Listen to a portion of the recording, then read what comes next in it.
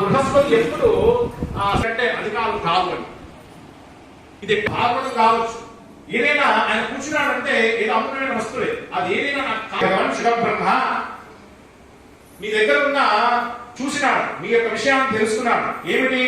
ఆ సర్పదష్టుడే ఈ అమృతం ఇస్తున్నాడు. అమృతం ఇస్తే ఎన్ని సత్వాలు వచ్చినా చావుండదు. కాబట్టి ఈ సుధా అంతా తీసుకొని ఆ కథ ఒక్కసారి చూపి చూసినాడట. ఏమిరా మాట్లాడేది ఇంద్ర, ఇంతనా నీకు? ఎక్కడ సుధ, ఎక్కడ కథామృతము? ఒక గాజు పింక తీసుకువచ్చి మళ్ళీ అక్కడ పుణ్యం అనుభవించి ఆ పుణ్యలేశమైన పోయినప్పుడు మళ్ళీ జన్మ ఎత్తడమే కదా.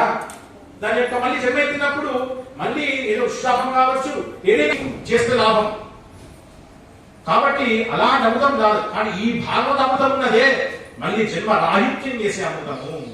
ఆ అమృతము మళ్ళీ జన్మము, అది మళ్ళీ జన్మ రాహిత్యం చేసే అమృతం. కాబట్టి దానికి దీనికి నీవు విలపెడతావా?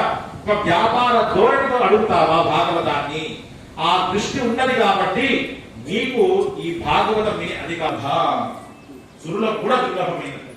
ఎందుకంటే బృహస్పతి చెప్పలేకపోయినాడా అంటే భాగవతానికి ఆ భక్తి లేకపోతే భాగవతము అసలు వినే అధికారమే లేదు. వారికి భక్తి అంటే భక్త్యౌహం అన్నాం కదా, భక్తి జ్ఞానం వైరాగ్యాలు ఉంటారు. అక్కడ స్వర్గంలో ఎప్పుడు చూసినా చక్కటి ఆ అప్సరసలు చక్కటి సురాపానం చేస్తూ ఉంటే ఎక్కడ ఈ లంపటంలో పడుతుంటారు. మొత్తం సుఖలంపటంలో ఉన్న వారికి అసలు ఈ మృత్యు ఉన్నది, ఆ మృత్యుభయాన్ని ఎదిరించడానికి ఏదైనా సాధన చూస్తుంటారు.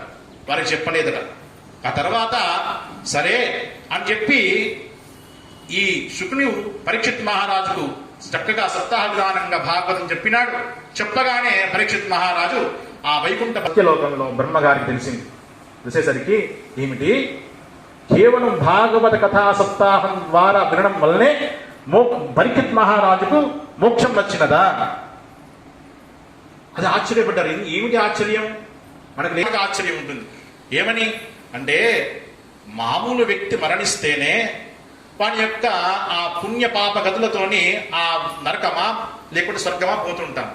చక్కటి పుణ్యం చేస్తే స్వర్గం, దానిలో జ్ఞానం వైరాగ్యాలు ఉంటే మహా అంటే సత్యలోకం బ్రహ్మలోకం వరకు పోవచ్చు.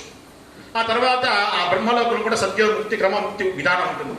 కానీ ఇక్కడ పరీక్షిత్ మహారాజుకు అలాంటిది ఏమిటీ లేదే. చక్కగా రాజపదవిలో ఉండి అన్ని అనుభవిస్తూ సుఖాలు అనుభవిస్తూ ఒక్క 7 రోజులు మాత్రము అది కూడా ప్రాణ భయం చేత కూర్చున్నాడు.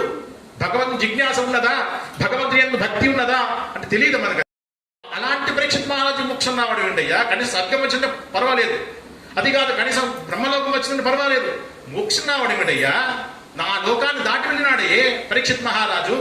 అది కూడా ఇంకా విశేషం ఏమిటంటే సర్పదష్టుడు అంటే ఆత్మహత్య చేసుకున్నవాడు, వ్యాఘ్ర చోరాల చేత చంపబడ్డవాడు, విషం చేత చంపబడ్డవాడు, వీనికి గతులుండవు. అలాంటి పరీక్షిత్ మహారాజు ఘోరమైన తక్షకుడు చేత చంపబడ్డాడు, సర్పదష్టుడు. అలాంటి వాడిని గతి ఉండకూడదే. అలాంటి వాడి గతి ఉండని పక్కకు పెట్టండి కదయ్యా. ఏమి ఇంత ఉన్నదా భాగవతంలో? తీసి భాగవతాన్ని ఒక పల్లెల్లో పెట్టి సమస్త ఆ పౌరుషేయం అపౌరుషమైన వాంగ్మయం అంతా ఒక పల్లెల్లో పెడితే ఎంత పెట్టినా భాగవతున్న పల్లె మాత్రము కొంచెం లవలేశమైన పైకి లేవలేదు. అప్పుడు బ్రహ్మ అతని యొక్క ఆ భాగవతాన్ని అందించిన పరమాత్మ నమస్కారం చేసినాడు.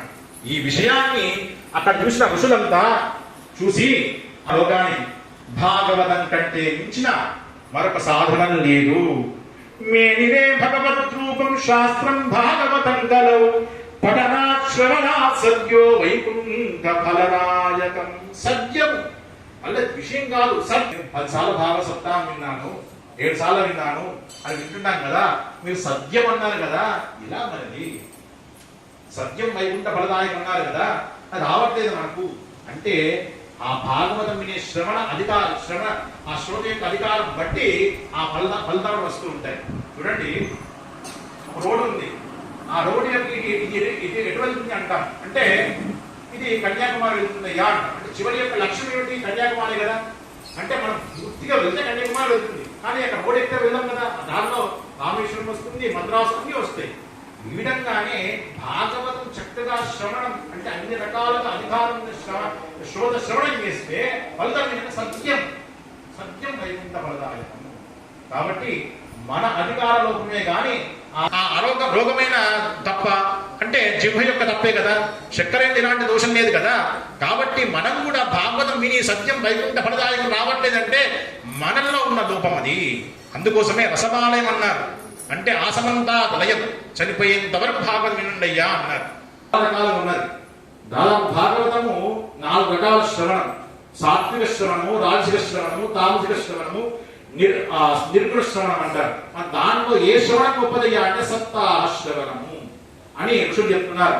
హే శౌనకాది మహర్షులారా, సూత పురాణం చెప్తున్నాడు, ఆ సప్తాహ విధానం ఉన్నదే, ఆ సప్తాహ విధానం ద్వారా వినాలి అంటే దానికి ఆద్యం చెప్తున్నారు. ఇంకో విషయం, ఈ సప్తాహ విధానాన్ని అంటే మేము విన్నాం కదా అంటే వినుడు కాదయ్యా, భాగవతం విన్నాము అంటే సప్తాహంగా వినాలి అని చెప్తున్నారు. ఎందుకంటే పూర్వంలో నారద మహర్షి తన యొక్క తండ్రి బ్రహ్మదాది మహర్షుల ద్వారా సప్తాహ శ్రవణం చేస్తే తప్ప ఆ భాగవత మహాత్మ్యాన్ని ఋషి చూడలేదు.